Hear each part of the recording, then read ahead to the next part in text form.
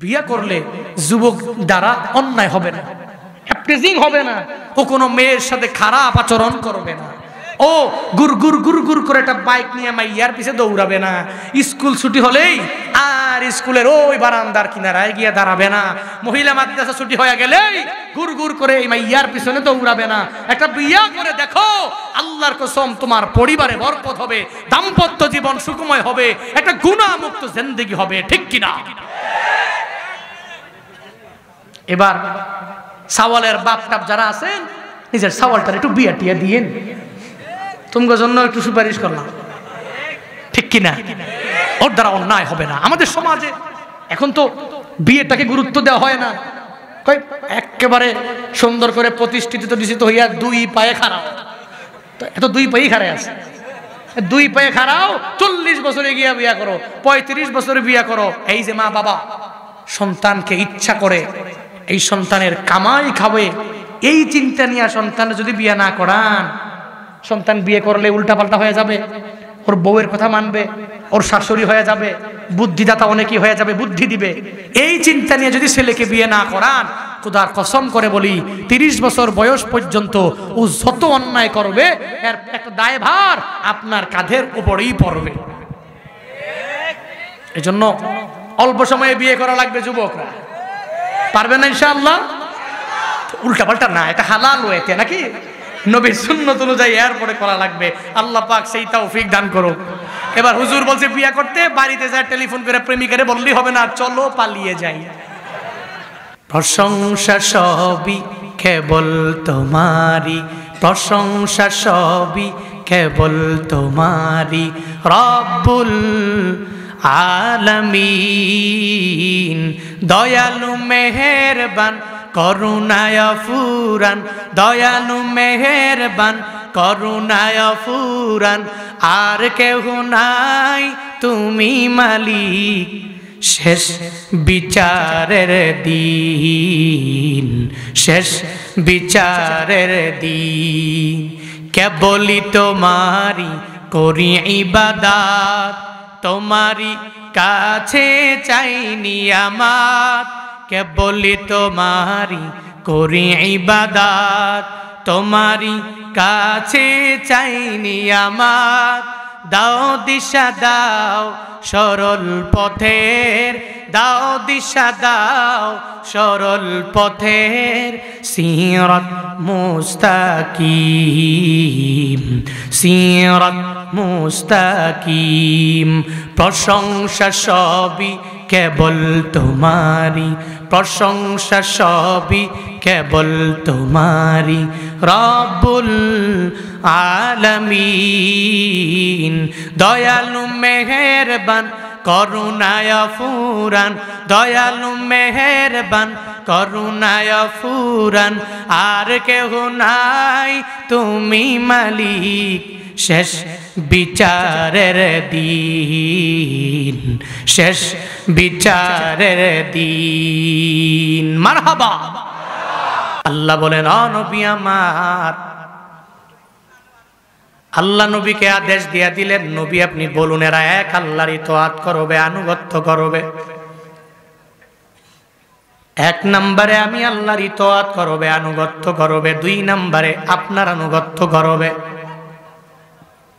আল্লাহকে দেখা যায় না, ছোঁয়া যায় না, ধরা যায় না, তো যাকে দেখলাম না তাকে কেমন করে ইতাআত করা যায়, ফলো করা যায়, আনুগত্য করা যায়।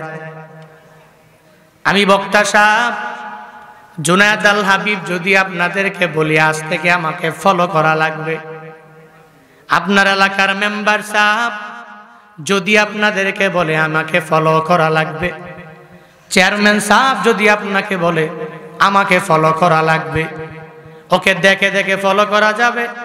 ও যে কালারের পাঞ্জাবি পরে ওই কালারের পাঞ্জাবি বানানো লাগবে। ওনাকে দেখে দেখে চশমা পরলে নিজেও একটা সানগ্লাস কিনে নেওয়া লাগবে। ও যে জুতা পরে যেই কোম্পানির জুতা, ওই জুতাটা কিনে নেওয়া লাগবে। ওর কথা মেনে চলা লাগবে। পূর্ণাঙ্গভাবে তাকে ফলো করলে আর একজন ফলোয়ার হওয়া যাবে। আল্লাহ পাক যে জানায়া দিলেন, হ্যাঁ গোলামেরা আমি আল্লাহকে ইতাআত করো, আমি আল্লাহকে আনুগত্য করো, অনুসরণ করো, আমি আল্লাহকে ফলো করে নাও। ওই আল্লাহকে কেমনে ফলো করা যাবে?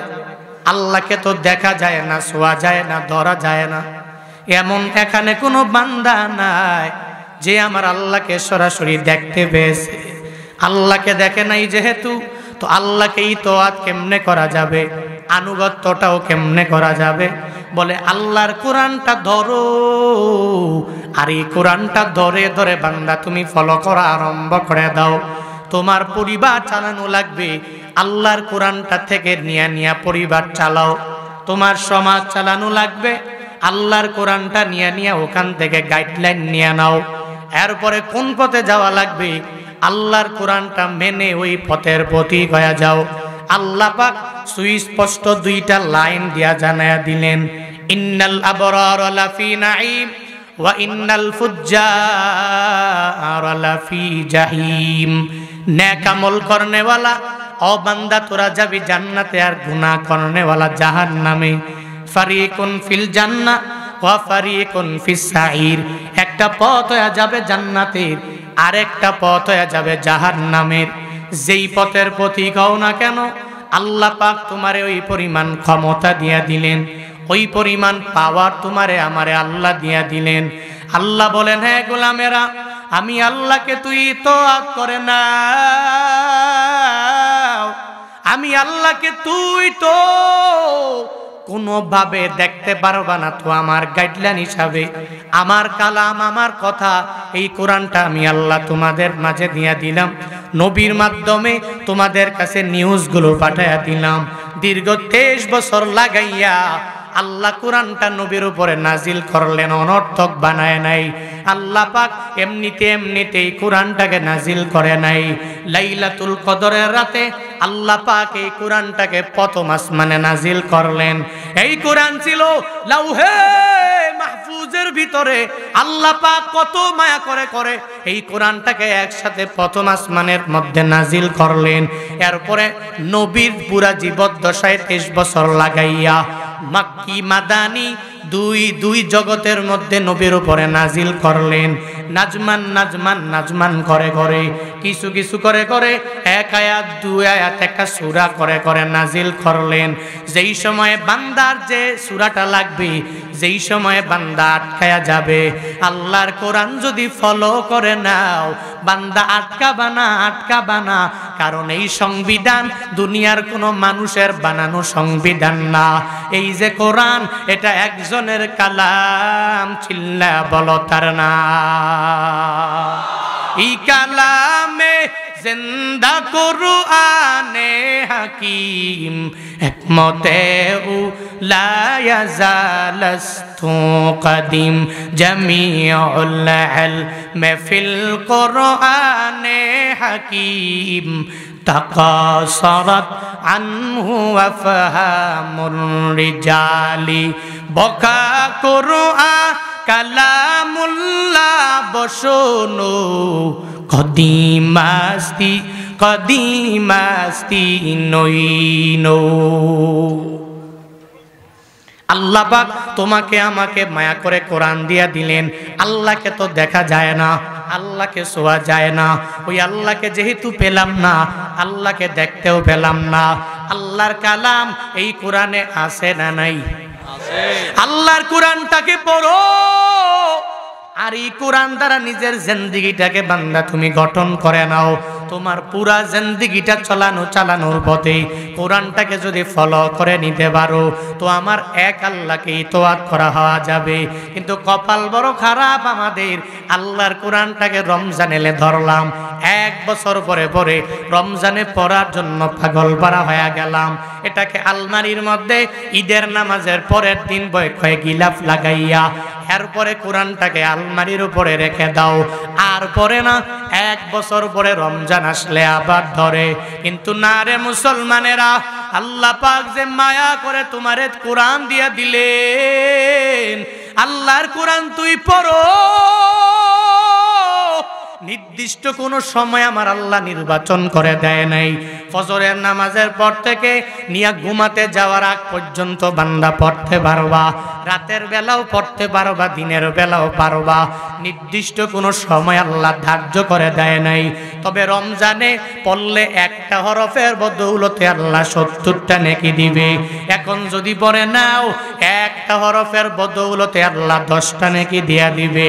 পৃথিবীর যত গ্রন্থ, যত বই বান্দা তুমি আর আমি পড়ি না কেন, এই যে ইউটিউবে ঢুকে ঢুকে নিজের সময় লস করে করে কত সিনেমা ছবি দেখলা।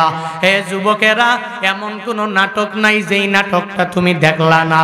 যেদিন থেকে নাটকের একটা পোস্টার বের হয়ে গেল, ফেসবুকে ঢুকে ঢুকে কোন সময়ে রিলিজ হবে এটা দেখার জন্য পাগল পারা হয়ে গেল।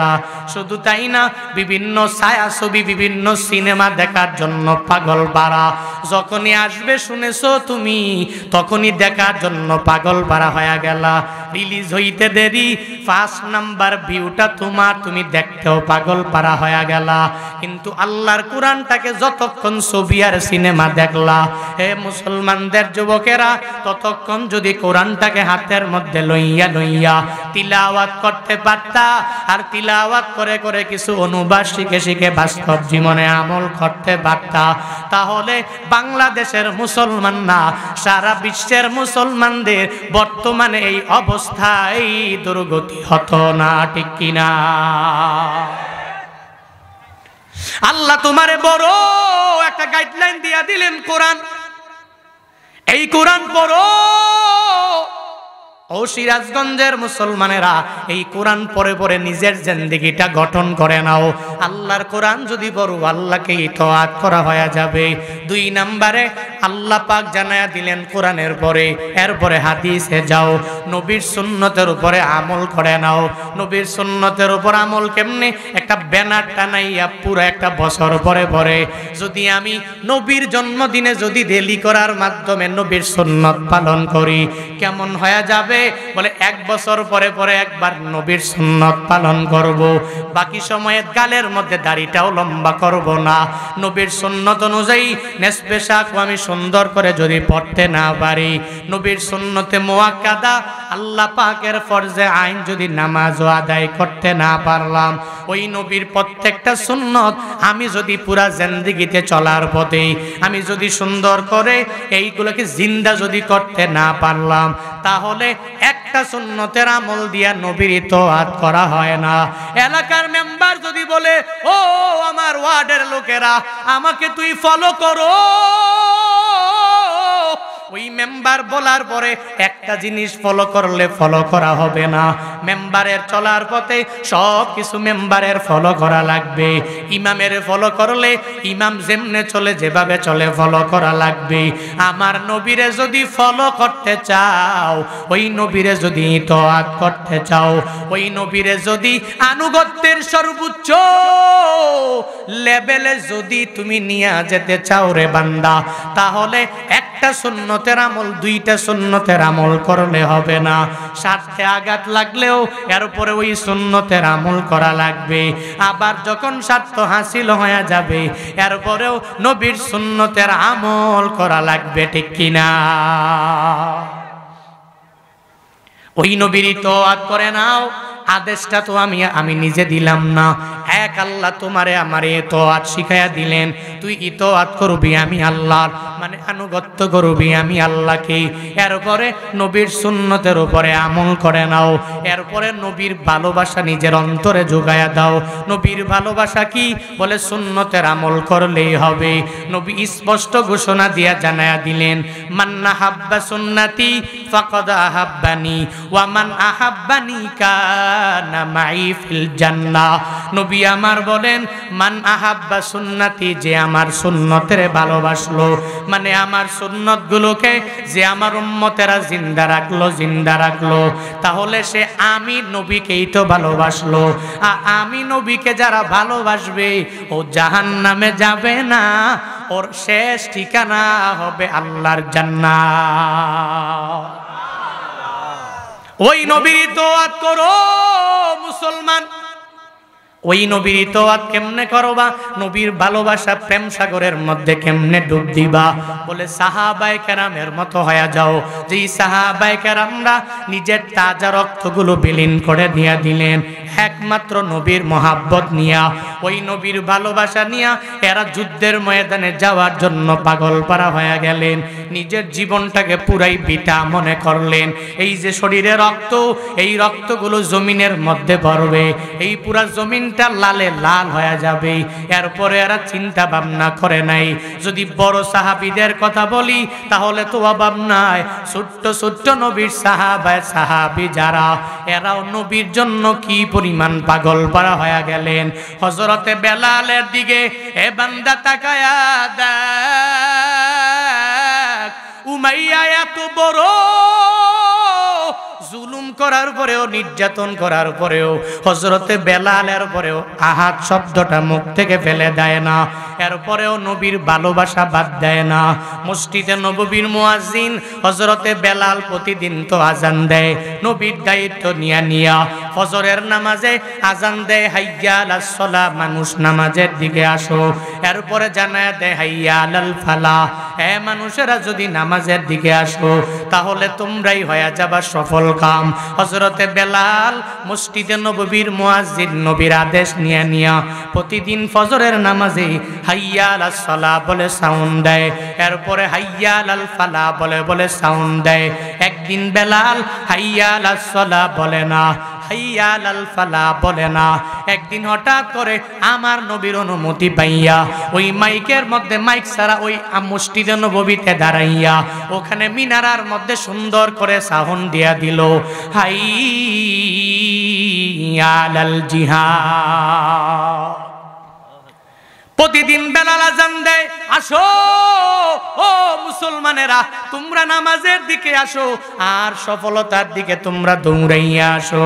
কিন্তু হঠাৎ করে বেলাল যখন ঘোষণা দিয়া দিল জিহাদের ময়দানে যাওয়া লাগবে, কে আসো জিহাদের ময়দানে আসো না, এই কথা বলার পরে মসজিদে নববীর পাশে এক আল্লাহর বান্দি মহিলা হাইয়া আলাল জিহাদ এই সাউন্ড শোনার পরে চোখের পানি ফালায়া ফালায়া কান্না করে।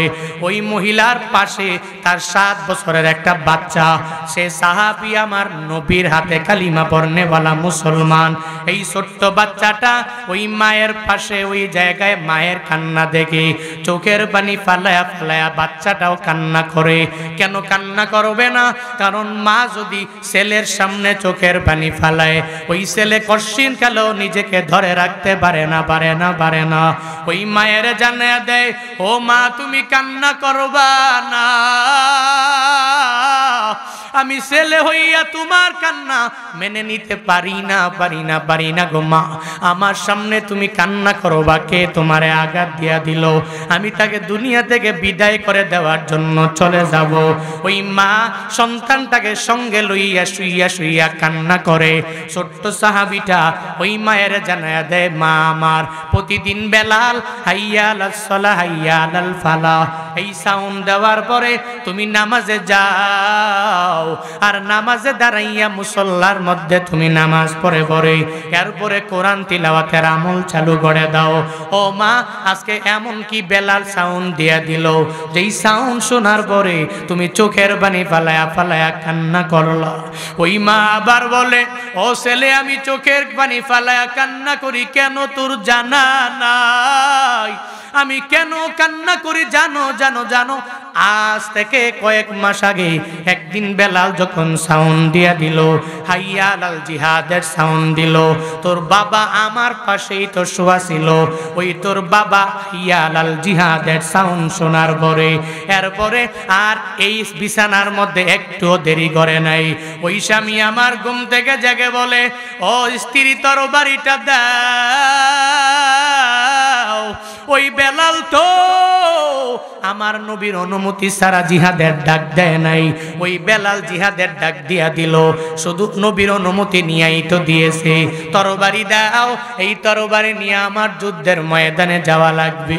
তোর বাবা আমার সঙ্গ থেকে এই যে তরবারিটা নিয়ে নিয়ে রওনা হয়ে গেল, আজ পর্যন্ত ওই তোর বাবার চেহারা আমি দেখতে পারি নাই। ওই যুদ্ধের ময়দানে গিয়েছে, ওখানেই তোর বাবা দুনিয়া থেকে বিদায় নিয়ে চলে গেছে। তোর বাবা যাওয়ার সময় আমাকে বলেছে, ও বিবি আমার, ওই নবীর ডাকে যুদ্ধের ময়দানে যাই গো, ওই যুদ্ধের ময়দান থেকে ফিরবো কি ফিরবো না আমি বলতে পারি না। তবে আমার যেই ছেলেটা আছে ওই ছেলেটারে তুমি এই পথের মধ্যে পাঠায়া দিও। আমি যেই পথের প্রতি গয়া গেলাম আমার ছেলেরাও একই পথের প্রতি গয়া যাবে, আমি এটাই চাই। তোর বাবা চলে গেল, আমি ওই দিন তোর বাবাকে বলেছি জান্নাতের মধ্যে মোলাকাত হয়ে যাবে। আজকে ওই বেলাল আবার আগের সাউন্ডটা দিয়া দিল, জিহাদের ময়দানে যাওয়া লাগবে, কিন্তু আজ তো আমার উপযুক্ত কোনো স্বামীও নাই, আমার কোনো ছেলেও নাই, যুদ্ধ করার জন্য আমার বাবাও নাই, সবাই দুনিয়া থেকে বিদায় নিয়ে চলে গেল। যেহেতু কেউ নাই এজন্য চোখের পানি ফালায়া ফালায়া কান্না করি। আজকে যদি আমার একটা উপযুক্ত ছেলে থাকতো নবীর কল্যাণে পাঠায়া দিতাম, ইসলামের কল্যাণে ওই যুদ্ধের ময়দানে আমি আমার ছেলেরে পাঠায়া দিতাম। ওই মা সন্তানের সামনে এই কথাটা বলতে দেরি হয়ে যায়। ওই 7 বছরের বাচ্চা ওই মাকে জানায়া দেয়, মা কান্না করার কোনো দরকার নাই, ও মা তোমার ছেলে দেখো না কেমন বাবা আমি নিজে পেয়ে গেলাম, যেই বাবা নিজের জীবনের কোনো মায়া করে না, তরবারি নিয়া যুদ্ধের ময়দানে গিয়া শহীদ হয়ে গেলেন। ও মা তুমি জানো না আমরাও তো আমার নবীর বড় প্রেমিক, আমি ছোট হতে পারি গো মা, তবে আমি আজকে যুদ্ধের ময়দানে যাব। যুদ্ধের ময়দানে যাইয়া আমার তাজা রক্তগুলো জমিনের মধ্যে বিলীন করে দিব, আমি গাজী হইয়া ফিরব না। তোমার ছোট বাচ্চাটা ওই যুদ্ধের ময়দানে নবীর সফর সঙ্গী হয়ে যাবে। আমার বাবা যেরকম তোমার এক বিধবা নারী বানাইয়া শহীদ স্বামীর স্ত্রী বানাইয়া দিয়েছে গো মা, আমিও ঠিক একই রকম ভাবে তোমারে এক শহীদি মা হিসাবে দুনিয়াতে কবুল করে নিব।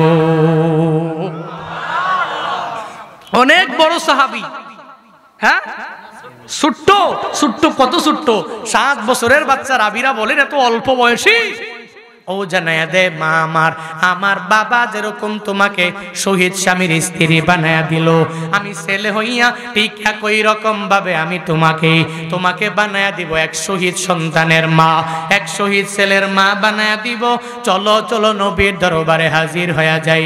ওই মায়ের কোলে লইয়া মা সন্তানটারে নিয়া মসজিদে নববীতে দৌড় দিলেন, রওনা হয়ে গেলেন। ওই জায়গায় যাওয়ার পরে নবী ফজরের নামাজ শেষ করে এরপরে রহমাতুল লিল আলামিন কাতার বন্দী হয়ে গেল।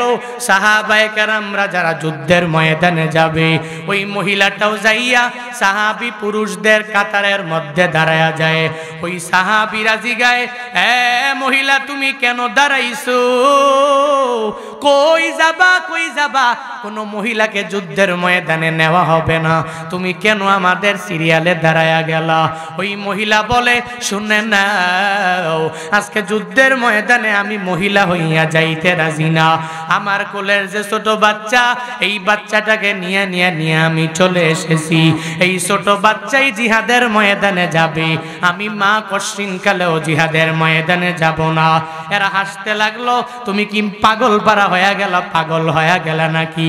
এত ছোট একটা বাচ্চা ও যুদ্ধের ময়দানে জিহাদ করার জন্য যাবে, আর আমরা এত বড় সাহাবী হওয়ার পরেও আমাদের হাতে তরবারির অভাব নাই, আমাদের হাতে তীরেরও অভাব নাই, আমরাও তো সুন্দর করে ঘোড়ার উপরে উঠতে পারি, আমরা হস্তি বাহিনীর মতো ওই হাতির মধ্যে আমরা উঠে যুদ্ধ করতে পারি, আমরা আমাদের মালগুলো বুঝাই করে নিয়ে যুদ্ধের ময়দানে যাইতে পারি। তোমার এই ছোট বাচ্চা ও যুদ্ধের ময়দানে যুদ্ধ করতে পারবে না। ও মহিলা যাও, তোমার এই সন্তান নিয়ে তুমি চলে যাও। ওই মহিলা বলে, এ সাহাবায়ে কেরাম, না ওই যুদ্ধের ময়দানে আমি আমার ছেলেকে দেওয়ার জন্য এসেছি। ওই যুদ্ধের ময়দানে আমার ছেলে যাবে, তোমরা আমারে বারণ করো না, করো না, করো না। তোমাদের বারণ আমি মানতেও পারি না, আমাকে নিষেধ করবা না, আমি আমার ছেলেকে যুদ্ধের ময়দানে পাঠাবো। একটু জোরে যখন মহিলাটা চিৎকার দিয়া দিলেন, মদিনাওয়ালা নবীর কানে যায় বাড়ি গিয়ে গেল। নবী আমার বলে, কে সেই মহিলা, আমার সামনে আসতে দাও। ওই মহিলা ছোট্ট ছোট্ট ছেলেটারে নিয়ে নবীর দরবারে চলে গেলেন। নবী বলে, তুমি কি চাও? বলে, ও নবী আমার, আমার স্বামী আপনার প্রেমের সাগরে ডুব দিয়া তরবারি হাতের মধ্যে লইয়া নিজের তাজা রক্তগুলো জমিনের মধ্যে বিলীন করে দিয়া দিলেন। ও নবী আমার, আমার ছোট্ট সন্তানটারে নিয়ে আসলাম, ও যুদ্ধের ময়দানে আপনার প্রেমের সাগরে ডুব দিয়া যাইতে চায়, একটু আপনি নিয়ে যাবেন, ও যুদ্ধের ময়দানে চলে যাবে, যাওয়ার পরে ওই জায়গায় সে আপনাদের সামনে যুদ্ধ করবে। নবী আমার বলে, ও মহিলা পারবে না, এত ছোট্ট সাহাবী, ও তো যুদ্ধের ময়দানে যেতে পারবে না, পারবে না, ও তরবারিও ধরতে পারবে না, এত ছোট, তরবারিটা তার চাইতে আরো অনেক পরিমাণ বড়।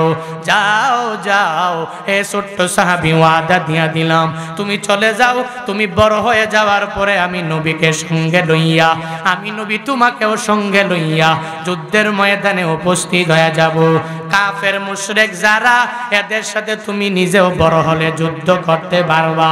এটা বলে বলে ওই মহিলাকে যখন বিদায় দেওয়ার জন্য নবী বলে, ওই মহিলা বলে, ও নবী আমার, না না, আমার ছোট্ট ছেলে যুদ্ধ করতে পারবে না, আমি জানি জানি জানি জানি, ভালো করেই জানি, ও তরবারিও ধরতে পারবে না, ও ঘোড়ার উপরে উঠতে পারবে না, ও যুদ্ধের ময়দানে আমি জানি ও যুদ্ধ করতে পারবে না গো নবী।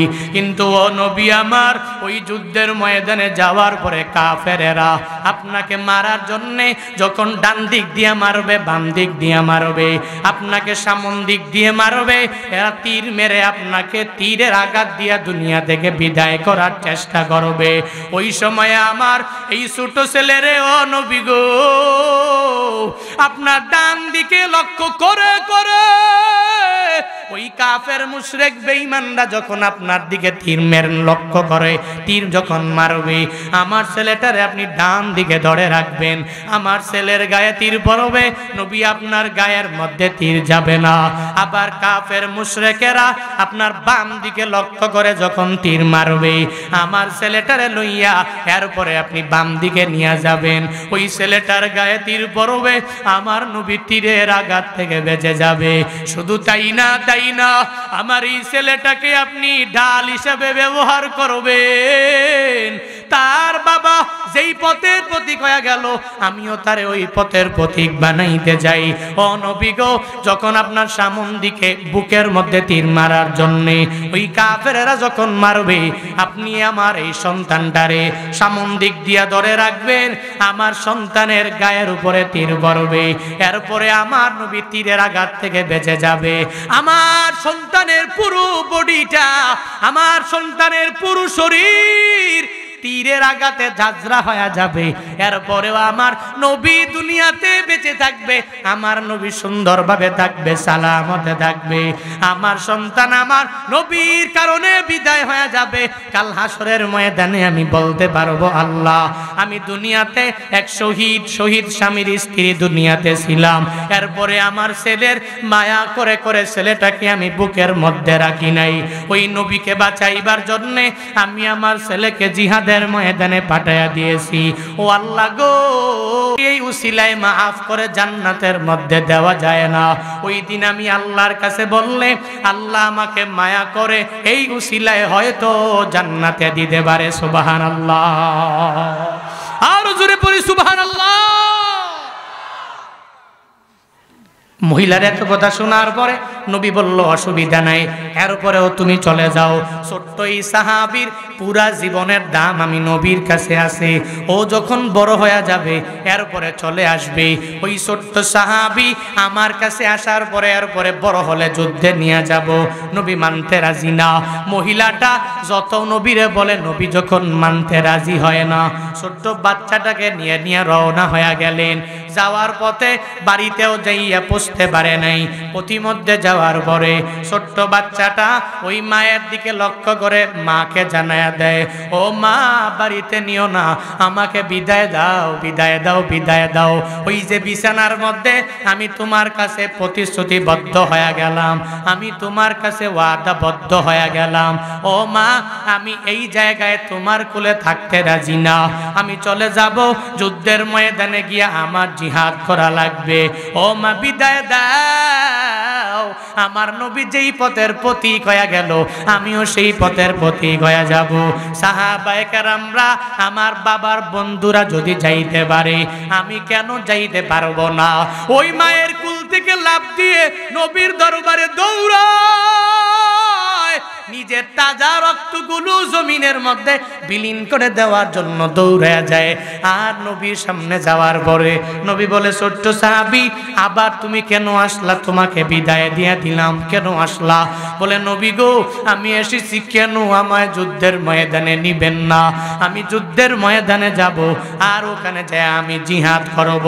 নবী আমার বলে, হবে না, আমি তোমার কাছে ওয়াদাবদ্ধ হয়ে গেলাম। ও ছোট্ট সাহাবী, যাও যাও, তুমি যেদিন বড় হয়ে যাবা আমি তোমাকে সঙ্গে করে নিয়ে নিয়ে জিহাদের ময়দানে যাব। ও তখন আমার নবীরে মেসাল দেয়, আমার নবীরে জানায়া দেয়, ও নবী আমার, আপনি যে বলেন আমি অনেক পরিমাণ ছোট, তাহলে আপনি আমার উদাহরণ শুনবেন। নবীকে উদাহরণ দেয়, আমি আমার মা যখন রান্না করে, মায়ের পাশে আমি সুন্দর করে মায়ের সাথে বসে থাকি, আমি তাকায়া দেখি ওই চুলার মধ্যে আমার মা সাথে সাথে বড় বড় লাকড়িগুলো দেয় না, আগে ছোট লাকড়ি দেয়, এগুলা দিয়ে এরপরে আগুন জ্বালায়, এরপরে আগুনের মাত্রাটা অনেক পরিমাণ বেড়ে যায়।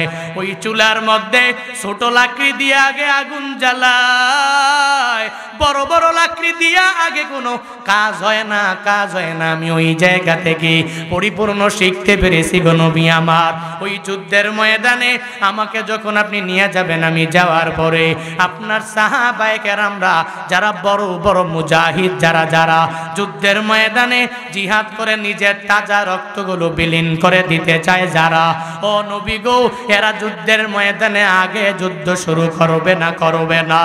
আমি ওই যুদ্ধের ময়দানে সবার সামনে দাঁড়ায়া থাকবো। ওই জায়গায় আমি দাঁড়াইয়া ওই কাফের মুশরিক বেঈমানের বিরুদ্ধে প্রথম তীরটা যখন আমি এদের দিকে ছুঁড়ে মারবো, মারার পরে এরা বড় পাগল পারা হইয়া এরা টেনশনে পড়ে যাবে, এত ছোট বাচ্চা, সেই ছোট বাচ্চা হওয়ার পরে ও তীর মেরে দিল। ওই যুদ্ধের ময়দানে আমি যখন তীর মারবো, আমার বুকের মধ্যে লক্ষ্য করে করে প্রথম তীরটা যখন এরা মারবে, ও নবী, সাহাবায়ে কেরামরা বেঁচে যাবে। নবী আপনি বেঁচে যাবেন, আমি ছোট্ট সাহাবীর মাধ্যমে ওই যুদ্ধের ময়দানে যুদ্ধের দামামা আমি ছোট্ট সাহাবীর মাধ্যমেই বাঁচবে। কি পরিমাণ ঈমানওয়ালা! এরপরেও নবীকে জানায়া দেয়, ও নবী আমার, আপনি আমাকে বলেন নেন নেন, সাথে আমাকে নিয়ে যান। নবী এরপরেও বলে, ছোট্ট সাহাবী, তোমাকে নেওয়া হবে না, হবে না। এই যে ছোট্ট সাহাবীর আলাপ আর আমার মদিনাওয়ালা নবীর আলাপ, আমার আল্লাহ দেখে কি দেখে না? হ্যাঁ, আল্লাহ দেখে না? আল্লাহ পাক দেখছেন। আল্লাহ পাক জিব্রাইলের মাধ্যমে পাঠায়া দিলেন, ও জিব্রাইল, যাও যাও, আমার নবীকে গিয়া জানায়া দাও, ওই নবী ছোট্ট সাহাবীকে যুদ্ধের ময়দানে নিতে যায় না। আমার নবীর কাছে গিয়া বলো যে এই ছোট্ট সাহাবীকে আমার নবীজি গণনায় ধরে না, অন্য সাহাবীদেরকে গণনায় ধরে। ও জিব্রাইল, আমার নবীর কাছে গিয়া জানায়া দাও, জান্নাতের মধ্যে আল্লাহ পাক বড় একটা লিস্ট করেছেন, ওই লিস্টের প্রথম কাতারের প্রথম নামটা আজকের যুদ্ধের ময়দানে শহীদ হয়ে যাবে যারা যারা যারা, আল্লাহ পাক জান্নাতে একটা লিস্ট তৈরি করেছে, ওই লিস্টের প্রথম নাম ওই ছোট্ট সাহাবীর নাম। নবীর মায়া নাই কি তোমার, কেমনে দুঃখ দাও যে আবার,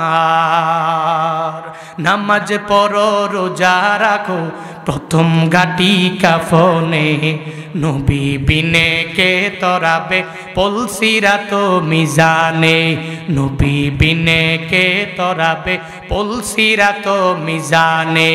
চলো চলো চলো মুমিন চলো নবীর সন্ধানে, নবী বিনে কে তরাবে পলসিরাত মিজানে, নবী বিনে কে তরাবে পলসিরাত মিজানে। এমন রেতিম নবী আমার, পিতা মাতা নাই যে তাহার, এমন রেতিম নবী আমার, পিতা মাতা নাই যে তাহার, এরপরেও কত মারা মারলো তারে দুশ্মনে, নবী বিনে কে তরাবে পলসিরাত মিজানে, নবী বিনে কে তরাবে পলসিরাত মিজানে। চলো চলো চলো মুমিন চলো নবীর সন্ধানে, নবী বিনে কে তরাবে পলসিরাত মিজানে, নবী বিনে কে তরাবে পলসিরাত মিজানে। মারহাবা। নবী ছাড়া পারবে কেউ? ওই নবীকে ভালোবাসতে সাহাবারা কম না বেশি? আহা বলে না, কম না বেশি? আমগো মতো, আমি বক্তার মতো, আপনার মতো না, এরা এত পরিমাণ ভালোবাসতে। বলার উদ্দেশ্য কি জানো? নবীর সুন্নতের আমলটা আজ করতে পারি না, যুদ্ধের ময়দানে যাওয়া লাগে না, যাই না, ডাক আসে না, কিন্তু এরপরেও দাড়িগুলো একটু লম্বা করব তাও পারি না, একটু জুব্বা পরবো তাও পারি না, একটু টুপিটা মাথায় লাগায়া দুনিয়াতে চলাফেরা করব তাও পারি না। কেমন মুসলমান হলাম? নবীর সুন্নতের আমলগুলো করতে রাজি না। কই জিহাদের ময়দানে তো যাওয়া লাগে নাই, কই কোথাও তো ডাক আসে নাই, শুধুমাত্র নবীর সুন্নতের আমলগুলো জিন্দা করব এতটুকু পর্যন্ত আমি পারি না। আল্লাহ যদি হাসরের ময়দানে এই ছোট্ট সাহাবীকে জিজ্ঞেস করে, আর যদি আমাকে এক সাইডে দাঁড় করায় হাসরের ময়দানে, আল্লাহ যদি বলে আমার এই ছোট্ট বান্দা নবীর খাঁটি উম্মত হইয়া নিজের তাজা রক্তগুলো বিলীন করে দিতে পাগল পারা হয়ে গেল, কই তো তো যুদ্ধের ময়দানে যাওয়া লাগে নাই, জিহাদ করতে যাওয়া লাগে নাই, তুই নামাজ পড়তে পারো নাই, তুই রোজা রাখতে পারো নাই, তুই আমল করতে পারো নাই, নবীর সুন্নতের আমলগুলোকে তুই জিন্দা করতে পারো নাই, আজকে জবাব দাও। ওদিন আল্লাহর কাছে জবাব দিয়ে জান্নাতে যাওয়া যাবে? কথা বলেন না কেন? জান্নাতে যাওয়া সম্ভব না। আমি তো মাঝে মাঝে ভাবি, চিন্তা করি, আল্লাহ যদি হাসরের ময়দানে আমগো লগে আর সাহাবায়ে কেরাম আর তাবিঈনদের সাথে যদি মিলায়, হায় হায়, হিসাব দিয়ে জান্নাতে যাওয়া সম্ভব হবে না, ইম্পসিবল হয়ে যাবে, একদম ইম্পসিবল হয়ে যাবে। এজন্য ভাই দোয়া করা, আল্লাহর কাছে বলা, আল্লাহ নবীর সুন্নতের আমল করার তুমি তৌফিক দাও, এটা আল্লাহর কাছে বলা। আল্লাহ ইবাদত করতে পারি না, তুমি ইবাদত করার তৌফিক দাও, এটা আল্লাহর কাছে বেশি বেশি বলা লাগবে। আল্লাহুম্মা হাসিবনি হিসাবান ইয়াসীরা, ওইটা দুয়ার মধ্যেও বলা লাগবে। নবী আমার শিখায়া দিয়া গেলেন, নবী মুনাজাতের মধ্যে পড়তেন, ও আল্লাহ আমার হিসাবটাকে তুমি সহজ বানায়া দিও। নবীর তো কোনো হিসাব নাই, এরপরেও নবী কেন বারবার বলে, এরপরে নবী বারবার কেন করে? মাররাতান না, আর নবী মিরারান মিরারান মিরারান, একবার না, দুইবার না, পাঁচবার না, 10 বার না, নবী শতবার, 1000 বার না, বারবার বারবার বারবার, সহস্র অধিকবার ওই নবী ওই মুনাজাতের মধ্যে আল্লাহর কাছে দোয়া করে। এর মাধ্যমে আমার নবী দুইটা উদ্দেশ্য নিয়ে করে। শুধু তাই না, যেই নবীর জিন্দেগিতে কোনো গুনাহ নাই, এরপরেও নবী কেন বারবার তাওবা করে? যেই নবী নিজের তাওবার ব্যাপারে নবী নিজেই জানায়া দিলেন, ইয়া আইয়ুহান নাস ইন্নী আতুবু ইলাইহি ফি কুল্লি ইয়াউমিন মিয়াতা মাররা, হে মানব জাতির দলেরা তোমরা আমার মাওলার দরবারে তাওবা করো। আমিও তো তাওবা করি। কয়বার জানোনি? একবার না, দুইবার না, তিনবার না, আমি নবী পুরা দিনে মিলাইয়া 100 বার আমার মাওলার দরবারে তাওবা করি। যেই নবীর আগে পিছে সব গুনাহগুলো মাফ হয়ে গেল। আজকে তোমার আমার এত পরিমাণ গুনাহ, এত পরিমাণ অপরাধ, নাই নামাজ, নাই রোজা, নাই যাকাত, নাই হজ, না কোনো আমল করতে পারলাম। এরপরেও আমার মতো অহংকারী আর কেউ নাই। এলাকায় অহংকার করে করে বেড়ালাম। আমার মতো আমলি কেউ নাই, আমার মতো বড় বক্তা কেউ নাই, আমার মতো ইলিমওয়ালা কেউ নাই, আমার মতো ভালো কথা বলনেওয়ালা কেউ নাই, আমার মতো সুরেলা কেউ নাই, আমার মতো মেম্বার এই ওয়ার্ডে নাই, আমার মতো চেয়ারম্যান এই উপজেলায় নাই, আমার মতো এমপি বাংলাদেশে আর একটাও হতে পারে না, আমার মতো মন্ত্রী। আমি সব, আমার পাওয়ার অনেক পরিমাণ বেশি। এই চিন্তা নিয়ে নিয়ে আশরাফুল মাখলুকাতের আগায়া যায়। এরা মনে করে আমি বড়, দুনিয়ার কোনো বান্দাই বড় না। অথচ ওই নবী কি সুন্দর করে মুনাজাতে নবী বলতেন, আল্লাহুম্মা জাআলনি সাবুরা ওয়াজআলনি শাকুরা ওয়াজআলনি ফি আইনি সগীরা ওয়া ফি আয়ুনিন নাসি কাবীরা। ওই নবী মুনাজাতে দোয়া করতেন, হে মালিক, আল্লাহুম্মা জাআলনি সাবুরা, ও আল্লাহ তুমি আমারে সাবির বানায়া দাও, মানে ধৈর্য ধারণকারী বানায়া দাও। এর উপরে নবী আমার মাওলার কাছে দোয়া করতেন, ও আল্লাহ তুমি আমারে শুকরগুজার বান্দা বানায়া দাও। হে সিরাজগঞ্জ শাহজাদপুরের মুসলমানেরা, নিজেকে যদি শুকরগুজার বান্দা বানাও তাহলে আমার নবীর উপরে আমল করা হবে। ওই নবী কি পরিমাণ শুকরগুজার জাননি রে বান্দা। উহুদ পাহাড়টা পুরাটা স্বর্ণ দিয়া ভরাট করে করে আল্লাহ পাক দেওয়ার জন্য নবীকে অফার করে জানায়া দিলেন, ও নবী আমার, আপনার টাকা পয়সার জন্য কারো কাছে যাওয়া লাগবে না, দিনারের জন্য কারো কাছে যাওয়া লাগবে না। আপনার সামনে উহুদ পাহাড়, উমরা করার জন্য মক্কা মদিনায় গেছেন যারা, উহুদের পাহাড়টা ছোট না বড়? হ্যাঁ, এত পরিমাণ বড়।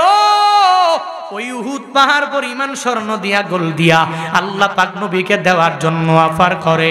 নবী আমার বলে, না না, ও আল্লাহ, আমার উহুদ পাহাড় পরিমাণ স্বর্ণ দরকার নাই। তুমি আমাকে যা দিয়েছো আমি এক বেলার খাবার পাইলে আলহামদুলিল্লাহ বলে নিব, আর যদি খাবার না পাই আমি সবর ধরব। এ বান্দা, ডিপ্রেশনে পড়ার কোনো দরকার নাই, চিন্তার মধ্যে পড়ার কোনো দরকার নাই। একটু চিন্তা মুক্ত হয়ে বান্দা আমার আর তোমার সবার আগায়া যাওয়া লাগবে।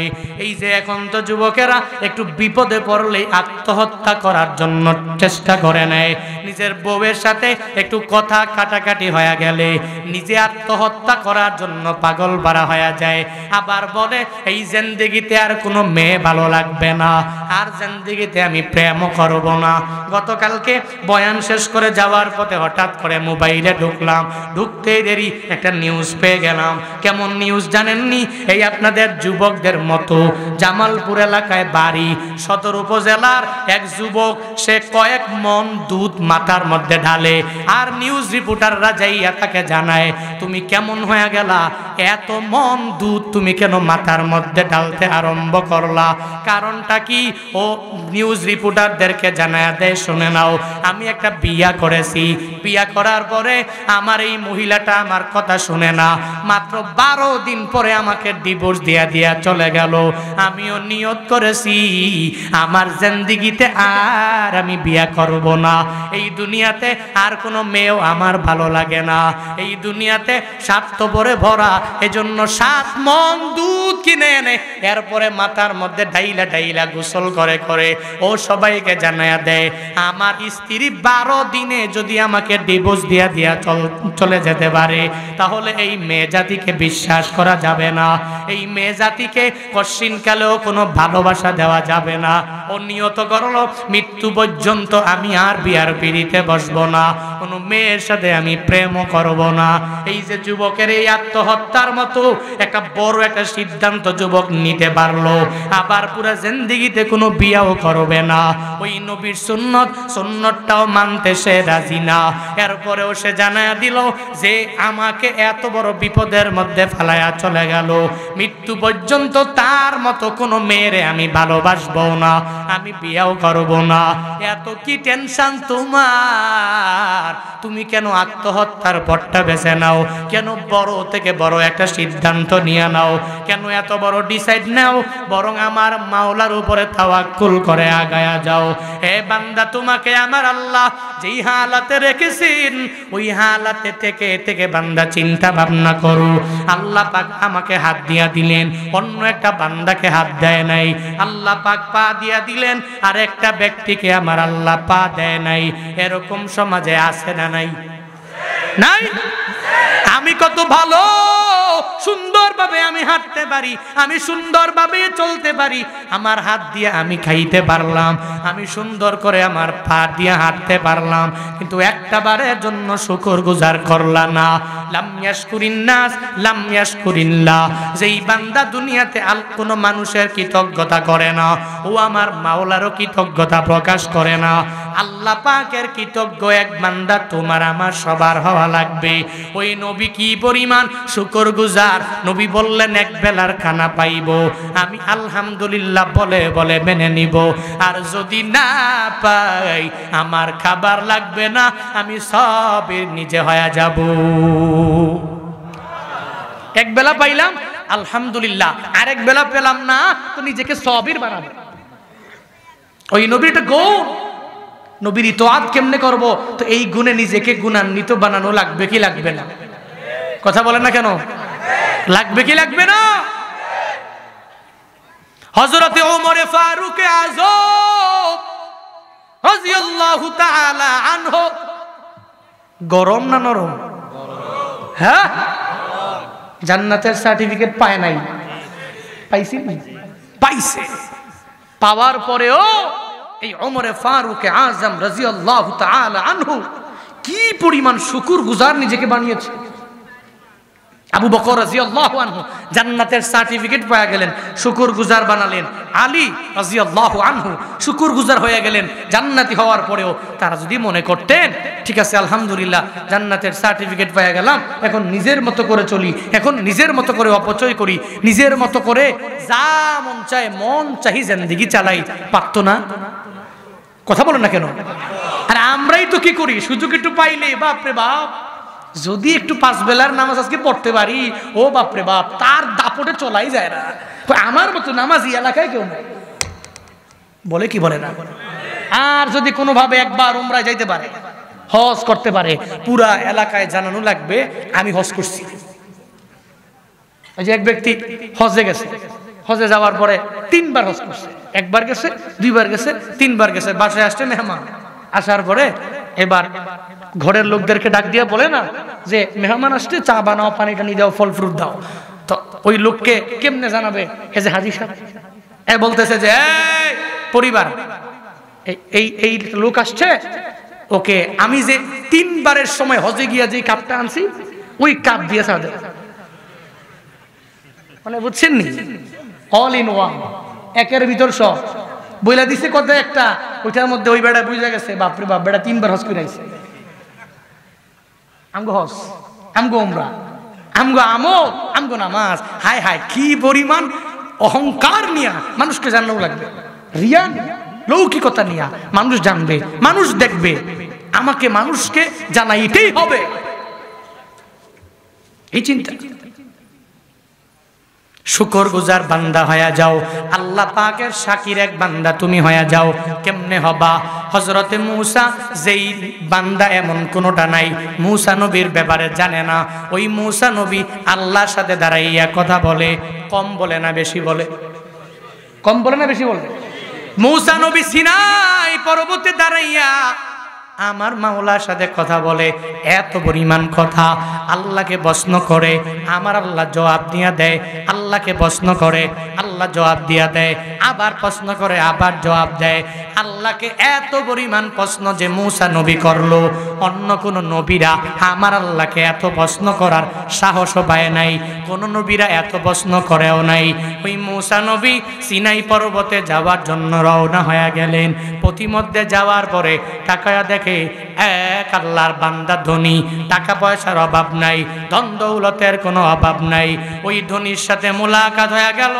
ওই ধনী তাকে জানায় দেয়, হে মূসা, তুমি তো মালিকের সাথে কথা বলো, এত ধন দৌলত আমার আল্লাহর কাছে গিয়া তুমি জানাইবা কি কাজ করলে আমার ধন দৌলত অনেক পরিমাণ কমে যাবে, এটা আল্লাহর কাছে গিয়া জানাইবা। আল্লাহকে প্রশ্ন করার পরে উত্তরটা আমাকে জানাবা। এই কথা বলার পরে মূসা নবী চলে গেলেন। একটু দূর যাওয়ার পরে এক বৃদ্ধা গরিব মহিলা দাঁড়ায়া গেল, যার টাকা নাই, পয়সা নাই, কিছুই নাই। ওই গরিব মহিলাটা মূসা নবীরে জিগায়, তুমি আল্লাহর সাথে কথা বলো। ওই আল্লাহকে যা জিগাইবা, আমি এত টাকা পয়সা নাই, এত গরিব হয়ে গেলাম, কোন আমলটা করলে আল্লাহ আমার সম্পদটা অনেক পরিমাণ বাড়াইয়া দিবে। সমাজটা তো এরকম, আমাদের দেশটাও তো চলে এক এক রকম। এক সেলিব্রিটি বান্দা ও জানায়া দেয়, আমার আর সেলিব্রিটি হওয়ার দরকার নাই। আর একজনে সেলিব্রিটি হতে পারে নাই, ও সেলিব্রিটি হওয়ার জন্য পাগল পারা মরিয়া হয়ে যায়। শুধু তাই না, যার ধন দৌলতের পরিমাণ অনেক বেশি হয়ে যায়, ও বলে আর টাকার দরকার নাই। আর একজন গরিব, ও বলে আমার টাকা লাগবে, টাকা লাগবে, টাকা লাগবে। একজনে পরিপূর্ণভাবে এত পরিমাণ জমি জামার মালিক, ও বলে আমার জমি জামার দরকার নাই। আর একজনে শুধুমাত্র বিটা নিয়ে চলাফেরা করে, ও বলে আমার দরকার। একজনের বড় কণ্ঠ, ও বলে এত কণ্ঠ আমার আল্লাহর দরকার নাই, দেওয়ার দরকার নাই। আর একজনের কণ্ঠই নাই, ও শুধু বারবার কান্না করে, ও আল্লাহ তুমি আমারে কণ্ঠ দাও। একজনের শুধু ছেলে মেয়ে, ছেলে মেয়ে, ছেলে মেয়ে, 10-15টা সমানে হয়ে গেল। আর একজনের একটাও নাই, ও বলে আল্লাহ আর দরকার নাই। আরেকজন বলে আমার দরকার, ও আল্লাহ একটা সন্তান দিয়া কলিজা ঠান্ডা করে দাও। আমগো দেশ, আমগো সমাজ এমনিতেই তো চলে। একজন ধনী বলে, ও মূসা তুমি আমার আল্লাহকে জিগাইবা, আমার এত ধন সম্পদ আমার, আমি কি কাজ করলে আমার কমে যাবে। গরিব মহিলা বলে, আমার ধন সম্পদ নাই, আল্লাহকে গিয়া জিগাইবা। ওই আল্লাহ পাক আমি কি কাজ করলে আমার ধন সম্পদ অনেক পরিমাণ বাড়ায়া দিবে। ওই মূসা নবী আল্লাহর কাছে যাওয়ার জন্য সিনাই পর্বতে কথা বলবে রওয়ানা। যাওয়ার পরে এক ত্রিমুখী রাস্তা চলে আসলো। ওই রাস্তার মধ্যে এক আল্লাহর বান্দা বসে বসে ওখানে ভিক্ষা করে। তার 2টা হাত নাই, তার 2টা পা নাই, ওখানে বসে আছে। মূসা নবীর কাছে জিগায়, ও মূসা নবী, চোখের পানি ফালা ফালা ফালা ডাক দেয়, মূসা রে আমার মাওলার সাথে গিয়া কথা বলবা। আমার 2টা হাত নাই, এই 2টা পা আমার আল্লাহ দেয় নাই। ও মূসা রে, আমার যে হাত নাই, পা নাই, আমি তো আমার মাওলার কাছে যা ওই বিষয়ে বলবো, তবে হাসরের ময়দানে বলবো। তুমি আল্লাহর কাছে প্রতিদিন গিয়া সিনাই পর্বতে দাঁড়ায়া কথা বলো। ওই আল্লাহকে জিগাইবানি, আমার আল্লাহ কেন আমারে 2টা হাত দেয় নাই, আমার আল্লাহ কেন আমারে 2টা পা দেয় নাই। এই সমাজে যাদের হাত নাই, পা নাই, ও বোঝে হাতের কি পরিমাণ দাম। আল্লাহ যদি কোনো একটা অ্যাক্সিডেন্টের মাধ্যমে তোমার ডান পা নিয়ে যায় অথবা বাম পা নিয়ে যায়, তখন তুমি বুঝবা এই হাতের কেমন দাম, এই পায়ের কি পরিমাণ দাম, ওই সময় বোঝা যাবে। থাকতে দাম দাও না, চলে গেলে কান্না করলেও আর আসবে না, ঠিক কিনা? হঠাৎ করে অ্যাক্সিডেন্টে হাত একটা চলে গেল, হায় হায় রে, ডান হাত গেছে গা, এবার এক হাত দিয়া কি করব? চলতেছি অ্যাক্সিডেন্টে যাওয়ার পথে ডান পা নাই অথবা বাম পা নাই। এবার বুঝবো এই পায়ের কি পরিমাণ মর্ম, এই হাতের কি পরিমাণ মর্ম, এই চোখের কি পরিমাণ মর্ম, এই কানের কি পরিমাণ মর্ম। দুনিয়ার বিভিন্ন সার্জারি করার মাধ্যমে লাগানো যায়, কিন্তু আল্লাহর পক্ষ থেকে আল্লাহ পাক বান্দাকে যেই আকৃতি দেয়, ওই আকৃতির চাইতে পৃথিবীর মানুষের বানানো কৃত্রিম আকৃতি হতে পারে, আল্লাহর চাইতে দামি হতে পারে? হতে পারে না। যাদের দুইটা হাত নাই পা নাই, ও বুঝে হাতের কি পরিমাণ দাম, ও জানে পায়ের কি পরিমাণ দাম। এজন্য তো হাত নাই পা নাই যেই বান্দা, ও শুধু আল্লাহর কাছে বলে, আল্লাহ তুমি আমারে কেন হাত দিলা না, আল্লাহ তুমি আমারে কেন পা দিলা না। সৌদি আরবের এক কনফারেন্স আমি দেখতেছিলাম, দেখার সময়ে ওই কনফারেন্সের মধ্যে এক অন্ধ ছেলেকে নিয়ে আসা হলো, যাদের দুইটা চোখ নাই, ওকে হাজির করা হলো। ওই অন্ধ ছেলেটাকে যখন সামনে নিয়ে আসে, সাংবাদিকরা সবাই মিলে জিগায়, ও অন্ধরে, তোমার যে দুইটা চোখ নাই, আল্লাহ যে তোমারে দুইটা চোখ দেয় নাই, তুমি কি আল্লাহর কাছে একটা বারের জন্য কি চাও না? একটা বারের জন্য কি মুনাজাত ধরে ধরে আমার আল্লাহর কাছে বলো না, ও আল্লাহ তুমি আমারে দুইটা চক্ষু ফিরাইয়া দাও। আল্লাহ তো যার চক্ষু নাই, ও চাইলে আল্লাহ দিয়া দেয়। আল্লাহ যার হাত নাই, ওই আল্লাহ পূর্ণাঙ্গভাবে তারে ক্ষমতা দিয়া দেয়। যেই বান্দার পা নাই, আল্লাহর কাছে চাইলে তো আল্লাহ দিয়া দেয়। ওই চক্ষু নাই অন্ধ শিশুটাকে যখন সাংবাদিকেরা জিগাইল, তুমি কি আমার মাওলার কাছে একটা বারের জন্য কি চাও না? ও আল্লাহ আমার দুইটা চক্ষু নাই, তুমি চক্ষু আমারে ফিরাইয়া দাও। তুমি কি আমার মাওলার কাছে চাও না? তুমি কি আমার আল্লাহর কাছে বলো না, ও আল্লাহ তুমি আমার দুইটা চক্ষু ফিরাইয়া দাও? আল্লাহর কাছে কি চাও না? ও সাথে সাথে সাংবাদিকরে বলে, আমি আমার মাওলার দরবারে চাই না, এই দুইটা চক্ষুর আমার কোনো প্রয়োজন নাই। হায় হায়, কেন কেন তুমি কেন আমার মাওলার দরবারে চাও না? ওই সময়ে ওই ছোট বাচ্চাটা ওই জায়গায় এতগুলা মানুষের সামনে ও সবাইকে জানায়া দেয়, শুনে নাও হে সাংবাদিকেরা, আমার মাওলার দরবারে আমি চাই না। কেন জাননি? আল্লাহ হাসরের ময়দানে আমাকে যখন জিজ্ঞাসা করবে, হে আমার বান্দা, আমি তো তোমাকে দুনিয়াতে দুইটা চোখ দেয় নাই, তো তুমি আমার কাছে এখন কি চাও? আমি ওই হালাতে আমার আল্লাহর কাছে ওই সময় আমি বলবো, ও আল্লাহ তুমি আমারে হাত দিয়েছো, পা দিয়েছো, আমাকে দুইটা চক্ষু তুমি আল্লাহ দাও নাই। এই চক্ষু দিয়ে আমি আমার মা দেখতে কেমন আমি দেখি নাই, এই চক্ষু দিয়ে আমার বাবার মাধ্যমে আমি দুনিয়াতে এসেছি, বাবা দেখতে কেমন আমি দেখি নাই। আমার বাবার চেহারা আমি দেখলাম না, আমার মায়ের চেহারাও আমি দেখলাম না, আমার পরিবারে এতগুলো সদস্যের চেহারাও আমি দেখতে পেলাম না। ও আল্লাহ, এজন্য আমার আর কোনো আফসোস নাই, আমার আর কোনো চাহিদা নাই। আমি যে তোমার কাছে চলে আসলাম, এই পুরা দুনিয়াতে আমি একটা বারের জন্য চোখে দেখতে পাই নাই, কিন্তু একটা বারের জন্য আমি আল্লাহ তোমার কাছে যাই নাই। এই হাসরের ময়দানে আমাকে যে দুইটা চক্ষু দাও নাই, এই দুইটা চক্ষুর বদৌলতে তুমি আমাকে জান্নাতটারে দিয়া দাও। আল্লাহ হাসরের ময়দানে আমাকে হয়তো এই দুইটা চক্ষুর উসিলা দিয়া হাসরের ময়দানে বড় প্রতিদান জান্নাত আমাকে দিয়া দিতে পারে। আল্লাহ পারে না? ছোট্ট মানুষ, এরপরেও কি পরিমাণ ইমানওয়ালা, জান্নাতের জন্য পাগল বাড়া। যার হাত নাই, পা নাই, চোখ নাই, ও বোঝে আর কি পরিমাণ দাম। বলতেছিলাম, মূসা নবীকে জিজ্ঞাসা করার পরে মূসা নবী চলে গেলেন সিনাই পর্বতে দাঁড়াইয়া আমার মাওলার সাথে এত পরিমাণ কথা বলে, আল্লাহর সাথে বলতে লাগলেন, আল্লাহ তোমার সাথে কথা বলার সময় আসতে সময় আমার সাথে মোলাকাত হয়ে গেল। কার মোলাকাত হয়েছে? বলে আল্লাহ একজন ধনীর মোলাকাত। কি বলেছে রে মূসা? ওই ধনী বলেছে তার এত টাকা পয়সা হিসাব করে রাখতে পারে না, ও আল্লাহ তুমি কমায়া দাও।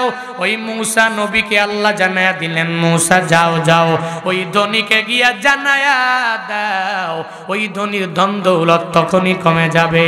ও যদি এই নিয়ামত পাওয়ার পরে আলহামদুলিল্লাহ না বলে, এই নিয়ামত পাওয়ার পরে যদি আল্লাহর দরবারে শুকরগুজার বান্দা না হয়, ও যদি নিজের টাকা থেকে যাকাত না দেয়, ও যদি দান না করে, তাহলে অটোমেটিক্যালি তার টাকার পরিমাণ কমে যাবে, অটোমেটিক্যালি তার সম্পদের পরিমাণ কমে যাবে। দুনিয়াতে যারা টাকা পয়সা হওয়ার পরেও যাকাত দাও না, দুনিয়াতে যারা টাকা পয়সা হওয়ার পরেও দান করো না, আল্লাহ দিয়েছে মৃত্যু পর্যন্ত আল্লাহ তোমার কাছে রাখবে না। যাকাত না দিলে আল্লাহ ওই টাকা পয়সাগুলো নিয়ে চলে যায়, চলে যায়, চলে যায়। ও মুমিন কামেল, ও ও সিরাজগঞ্জের মুসলমানেরা, ও আমার নবীর খাঁটি খাঁটি উম্মতেরা, টাকা পয়সা হয়েছে, যাকাত দেওয়া বাদ দিবা না, যাকাত গুলো দিয়া দাও। যাকাত দিলে ধন কমে না, ওই সম্পদের পরিমাণ বাড়ায়া দেয় একজন, চিল্লা বলো তার না। কে বাড়ায়া দেয়? সন্দেহ আছে? যাকাত দিলে, বিয়ে করলে যুবক দ্বারা অন্যায় হবে না, অ্যাপ্রিজিং হবে না, ও কোনো মেয়ের সাথে খারাপ আচরণ করবে না, ও গুর গুর গুর গুর করে একটা বাইক নিয়ে মাইয়ার পিছে দৌড়াবে না, স্কুল ছুটি হলেই আর স্কুলের ওই বারান্দার কিনারায় গিয়ে দাঁড়াবে না, মহিলা মাদ্রাসা ছুটি হয়ে গেলেই গুর গুর করে এই মাইয়ার পিছনে দৌড়াবে না। একটা বিয়ে করে দেখো, আল্লাহর কসম তোমার পরিবারে বরকত হবে, দাম্পত্য জীবন সুখময় হবে, একটা গুনাহমুক্ত জিন্দেগি হবে, ঠিক কিনা? এবার সাওয়ালের বাপ টাপ যারা আছেন, নিজের সাওয়ালটার একটু বিয়ে টিয়া দিয়েন, তোমার জন্য একটু সুপারিশ করলাম, ঠিক কিনা? ওর দ্বারা অন্যায় হবে না। আমাদের সমাজে এখন তো বিয়েটাকে গুরুত্ব দেওয়া হয় না, একেবারে সুন্দর করে প্রতিষ্ঠিত নিশ্চিত হইয়া দুই পায়ে খাড়াও, এত দুই পায়ে খাড়ায় আছে, দুই পায়ে খাড়াও, 40 বছরে গিয়া বিয়া করো, 35 বছরে বিয়া করো। এই যে মা বাবা সন্তানকে ইচ্ছা করে এই সন্তানের কামাই খাবে, এই চিন্তা নিয়ে সন্তানের যদি বিয়ে না করান, সন্তান বিয়ে করলে উল্টাপাল্টা হয়ে যাবে, ওর বউয়ের কথা মানবে, ওর শাশুড়ি হয়ে যাবে, বুদ্ধিদাতা অনেকেই হয়ে যাবে, বুদ্ধি দিবে, এই চিন্তা নিয়ে যদি ছেলেকে বিয়ে না করান, খোদার কসম করে বলি 30 বছর বয়স পর্যন্ত ও যত অন্যায় করবে এর একটা দায়ভার আপনার কাঁধের উপরেই পড়বে। এজন্য অল্প সময়ে বিয়ে করা লাগবে যুবকরা, পারবে না ইনশাআল্লাহ? উল্টাপাল্টা না, এটা হালাল ওয়েতে নাকি নবীর সুন্নাত অনুযায়ী এরপরে করা লাগবে। আল্লাহ পাক সেই তৌফিক দান করুক। এবার হুজুর বলছে বিয়ে করতে, বাড়িতে যায় টেলিফোন করে প্রেমিকারে বললেই হবে না, চলো পালিয়ে যাই। এই পালানো সম্পর্কের বিয়া তো আমাদের সমাজে এখন অনেক পরিমাণ বেশি। এটা না, তোমার আব্বা আম্মাকে বলো, তোমার পরিবারকে বলো, তোমার গার্ডিয়ানকে বলো, এরপরে বলে কয়ে সুন্দর করে একটা সুন্দরভাবে সবার অনুমতিক্রমে একটা সুন্দর বিবাহ বন্ধনে নিজেকে আবদ্ধ করো, পরিবারে বরকত হবে। তবে মা বাবার মনে আঘাত দিয়ে না যুবকরা, আঘাত দিয়ে না, একে আঘাত দেওয়া যাবে না, বুঝায়া শোনায়া, মা বিয়া লাগবে, হ্যাঁ বাপ বিয়া লাগবে নাকি আবার যৌতুক টৌতুক নেবে তোমরা? হ্যাঁ, যৌতুক লওয়ার তো বিভিন্ন কায়দা আছে, কায়দা আছে। ওই যে দেখতে আসলে পরে বলে যে ওই যে ঘটককে শিখাইয়া দেয়, আমার ছেলের কিন্তু অনেক কিছু লাগবে, ওর চাহিদা হলো ও মেয়ের বাড়ির কাছ থেকে অনেক কিছু নিবে। তো এটা বলার পরে ঘটকও যাওয়ার পরে সবাই একসাথে বসে না, মেয়ের পক্ষ আর বর পক্ষ কনে পক্ষ একসাথে বসার পরে একটা কমিটমেন্ট করে, কাবিন টাবিন কত টাকা হবে, বিভিন্ন বিষয়ে কমিটমেন্ট করে। ওখানে যাওয়ার পরে ঘটক বলে যে শোনেন, এখানে যে এই ছেলে এত স্মার্ট ছেলে, ও বাইক ছাড়া চলতেই পারে না, বাইক ছাড়া চলতেই পারে না। তো এই জন্য অ্যাক্সিডেন্টের হাত থেকে বাঁচানোর লক্ষ্যে বাইক একটা দিলে মনে হয় ভালোই হয়। যৌতুক নেওয়ার স্টাইল দেখেন, ঘটককে শিখাই দিছে ঘরের মধ্যে একটা টিভি আনবি, কেমনে বলবি, শিখাই দিছে। ওয়াইসা বলতেছে শোনেন, এই ছেলে কিন্তু রাত 1টা বাজে প্রতিদিন বাসায় ফিরে। কেন? ঘরে টিভি নাই, দোকানে টিভি, এখন দোকানে থাকলে দোকানে টিভি দেখবে, 1টা বাজে বাসায় আসবে, আপনার বউ জাহান্নামে, বউ চিন্তা তার নাই। তো এখন কি করা লাগবে? একটা টিভিও দেওয়া লাগবে। বুঝছেন নি কায়দা কৌশল? কি পরিমাণ কায়দা আমরা শিখছি, একটা হারাম ওয়েকে অবলম্বন করে, হারাম পথকে অবলম্বন করে। আহা, আল্লাহ পাক যৌতুক মুক্ত বিবাহ অবিবাহিত প্রত্যেকটা যুবকদেরকে করার তৌফিক দান করুক, সকলে পড়ি আমিন। হে যুবকরা যারা অবিবাহিত যৌতুক মুক্ত বিয়া করবো, হাত তোলো, হাত তোলো ইনশাআল্লাহ, হাত তোলো ইনশাআল্লাহ। যারা বিয়া করছেন এরা হাত তুললেন না, বিপদ আছে। লিল্লাহি তাকবীর। আল্লাহ পাক কবুল করে, সকলে পড়ি আমিন। বিয়া একটা কইরা আবার দ্বিতীয়টা করার জন্য যাবেন, বাংলাদেশের এমন কোনো মেয়ে নাই আপনাকে আরেক মেয়ের কাছে বিক্রি করবে। এটা সৌদি আরব হলে হতে পারে, ইচ্ছা করেই যারা হুরমা আছে, মহিলারা আছে, স্ত্রীরা তার স্বামীকে ইচ্ছা করে বিয়া করায়। আর বাংলাদেশে যত বছর যাই হোক, যত টাকাওয়ালা হোক আর যাই হোক, ওখানে গেলে যদি শুনতে পারছে যে আরেক মেয়ের সাথে কোনোভাবে কিছু একটা আছে তো সারছে। আল্লাহ পাক বুঝ দান করুন, আল্লাহ পাক সঠিক পথে আমাদেরকে পরিচালিত করুন। রাগ করেছেন আপনারা? কষ্ট পেয়েছেন নাকি? যাকাত দিলে বরকত দেয় কে? বিবাহ করলে দাম্পত্য জীবন সুখময় করে কে? ওখানে বরকত দিয়া ভরপুর করে দেয় কে? আমি বিয়ে করার আগেও আমাদের এই যে সাইদ আহমদ করোড়বি অনেকে চিনে, এরপরে আমাদের যারা বন্ধু বোর্ড আছেন রায়হান টাইহানরা আছে, সবাইকে বললাম যে করব। তো যারা করেছেন ওরা প্রত্যেকেই বলেছেন করো, দেখবা আল্লাহ পাক কি পরিমাণ বরকত দেয়। আলহামদুলিল্লাহ, গত বছরও আমি তো প্রোগ্রামই করেছি, এবছর আমি প্রোগ্রামই করি, আল্লাহ পাক বরকত দিচ্ছে আলহামদুলিল্লাহ। আমি নিজে চাক্ষুষ প্রমাণ। এজন্য ভাইরা একটু তোমাদেরকে হাত জোর করে বলি, সময় হলে জেনার কাজ বাদ দিয়ে, মেয়েদের পিছে ঘুর ঘুর করে চোখের জেনা করা বাদ দিয়ে, কানের জেনা করা বাদ দিয়ে, হাতের জেনা করা বাদ দিয়ে, লজ্জাস্থানের যে গুনাহগুলো আছে এই গুনাহগুলোকে নিজেকে হেফাজত করার লক্ষ্যে অল্প টাইমে বিয়ে করো, আল্লাহ পাক বরকত দিবে। সকলে বলি ইনশাআল্লাহ। আল্লাহ তৌফিক দান করুক, সকলে বলি আমিন। আমরা যাকাত দিব, আল্লাহ বরকত দিবে, ঠিক আছে না ইনশাআল্লাহ? মুসা নবী, মনে আছে কথা নাকি? মনে আছে? মনে আছে? মুসা নবী বললেন, এই ধনী, তুই যাকাত দেওয়া বন্ধ করে দাও, না শুকরিয়া করো, অটোমেটিক তোর ধন সম্পদ কমে যাবে। চলে গেলেন একটু দূরে, ওই যে ব্যক্তি বলছিল মহিলা টাকা নাই পয়সা নাই কিচ্ছু নাই, আল্লাহর কাছে বইল আল্লাহ কি করলে আমার সম্পদ বাড়ায় দেবে। মুসা নবী ডেকে বলে, ও মহিলা শুনে নাও, তোমার ধন সম্পদ নাই টাকা পয়সা নাই, আমি তোমাকে জানালাম আল্লাহ বলেছেন তুমি যদি ধন সম্পদ বাড়াইতে চাও তাহলে শুকরগুজার বান্দি তুমি হয়ে যাও। আল্লাহ পাক নিজেই তো কোরআনের বিভিন্ন জায়গায় ওয়াদাবদ্ধ হয়ে গেলেন, আমার যেই বান্দারা শুকরগুজার করবে আমি আল্লাহ অটোমেটিক বান্দাকে বাড়ায়া দিব। লা ইন শাকারতুম লা আযীদান্নাকুম। আল্লাহ পাক নিজেই জানায়া দিলেন যেই মানুষেরা, যেই আমার বান্দা শুকর আদায় করবে অটোমেটিক আমি আল্লাহ বান্দাকে বাড়ায়া দিব, অনেক পরিমাণে বাড়ায়া দিব। আল্লাহর খাজানার মধ্যে বান্দা তোমার জন্য কমতি ভরে নাই, কমতি হয় নাই। তোর যখন যা লাগবে আমার মাওলার দরবারে চাও, আল্লাহ অনেক পরিমাণে বাড়ায়া দিবে। এজন্য শুকরগুজার বান্দা হলে লাভ না লস? হ্যাঁ, এই দুনিয়াতে কত লাগবে তোমার, কত লাগবে তোমার, আমার মাওলার জান্নাতের চাইতে বড় না। ওই জান্নাত আমার মাওলার দরবারে কামনা করো। আল্লাহ পাক বলেন, এক আল্লাহর ইতোয়াত তুই করে নাও, দুই নম্বরে নবীর ইতোয়াত করে নাও। মানে আল্লাহর ইতোয়াত কেমনে করবা? আল্লাহর কোরআন দ্বারা নিজের জিন্দেগিটা গঠন করে নাও। দুই নম্বরে আমার মদিনাওয়ালা নবীর ইতোয়াত করে নাও, ওই নবীর আনুগত্য করে নাও। তারপর আল্লাহ বলেন, ফাইন তাওয়াল্লাউ ফাইন্নাল্লাহা লা ইউহিব্বুল কাফিরিন। আল্লাহ পাক বলেন, যারা এরপরেও মুখ ফিরিয়ে নিল, মানে আল্লাহকেও মানল না রসুলকেও মানল না, ফাইন তাওয়াল্লাউ, যারা মুখ ফিরিয়ে নেয়, ও নবী আমার এদেরকে আপনি জানিয়ে দেন আল্লাহ কাফেরদেরকে ভালোবাসেন। ভালোবাসেন? আল্লাহ মুমিনদেরকে ভালোবাসে, আল্লাহ কাফেরদেরকে ভালোবাসে না। আল্লাহ মুশরিকিনদেরকে ভালোবাসে না, আল্লাহ শিরিক করনেওয়ালাদেরকে ভালোবাসে না। আল্লাহ বলে, নবী আমার যারা এরপরেও আল্লাহকে মানে নাই, নবীকে মানে নাই, এই যে এত বয়ানগুলো করলাম, বয়ানের পরে সার সংক্ষেপ কথা হলো, এক আল্লাহর ইতআত, দুই নম্বরে নবীর সুন্নতের ইত্তেবা।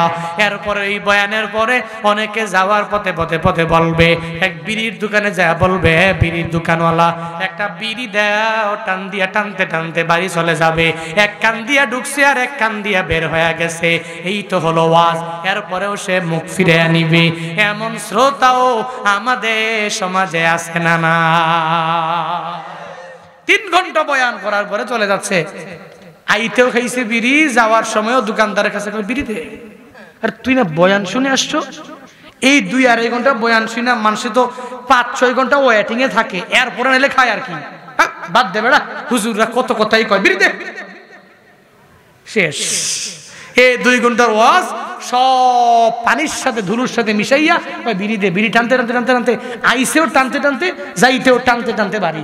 এক প্রোগ্রামে আমি নিজে বয়ান টয়ান শেষ করে যাচ্ছি, গাড়ি দিয়ে যাবার পথে সুতরা তো যায় না, তো এদেরকে ওভারটেক করবো, দেখতেছি একজনে চাদর টাদর এক বুড়া চাষায় মুড়ি দিয়ে মাত্র মুনাজাত দিয়ে সুন্দর করে বাড়ি যাচ্ছে, এর হাতের দুই কোনার মাঝে ফাঁকি করে এমনি করে সুন্দর করে বিড়ি এমনি আবার কেমন জানেননি দেখায় না সুন্দর করে এমনি। যখন দেখি হুজুরের গাড়ি আরো গুছায়, এত জানে না আমি বুড়া হুজুর না আমি জুয়ান, আমি সবই দেখি, চোখের পাওয়ার মাত্র শুরু হয়েছে।